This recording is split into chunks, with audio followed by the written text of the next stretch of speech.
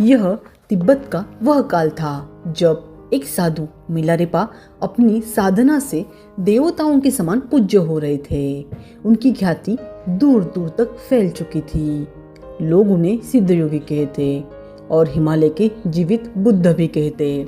लेकिन हर युग में जैसे प्रकाश के साथ अंधकार भी खड़ा होता है, वैसे ही उनके बढ़ते प्रभाव से कुछ लोग ईर्ष्या से जलने लगे। सभी मिलकर योजना बनाते हैं कि वे मिलारेपा को विष दे देंगे।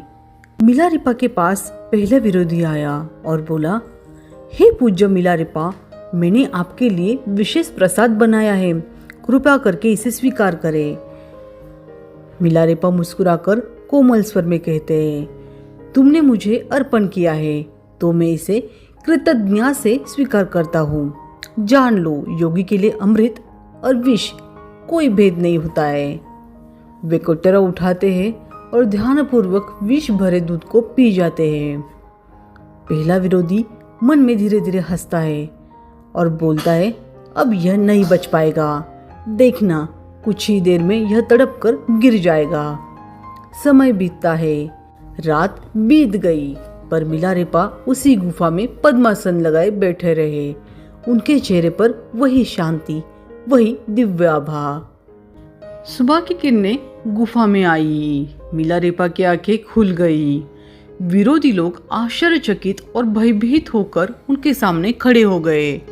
मिलारेपा गंभीर स्वर में बोले, तुम लोग मुझे विष देकर मारना चाहते थे, पर स्मरण रखो, जिसने मन की अग्नि को जागृत कर लिया है, जिसने शुद्धि के योगों को साध लिया है, उसके लिए कोई विष घातक नहीं होता।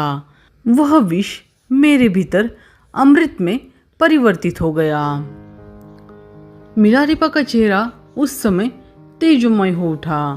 विरोधी लोग घुटने के बल गिर गए और कंपित स्वर में उन्होंने मिलारेपा से कहा, क्षमा करिए प्रभु, हमें आपके सामर्थ्य का अंदाजा नहीं था। मिलारेपा ने कहा, मैंने कोई चमत्कार नहीं किया है, यह उस साधना की शक्ति है जो भीतर की अशुद्धि को जलाकर विष को भी अमृत बना देती है। पर याद रखो, सच्चा योगी कभी किसी को शाप नहीं देता, केवल करुणा और मार्गदर्शन देता है।